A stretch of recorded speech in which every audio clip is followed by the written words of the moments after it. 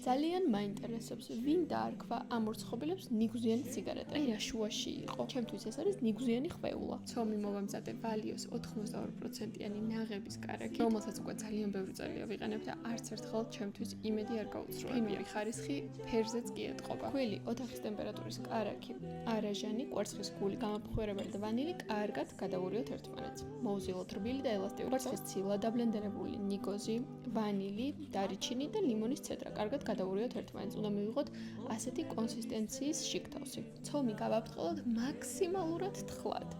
რაც უფრო თხელი იქნება ცომი, მით უფრო მეტი ფენა ექნება ჩვენს ნიგზიან სიგარეტებს.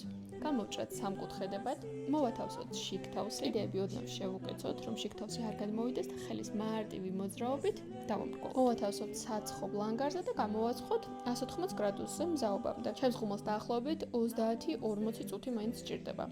თბილივე ამოვალოთ შაქრის პუდრში და მივირთვათ გემრიელად. ფანტასტიკური რეცეპტია და აუცილებლად ჩაინიშნეთ.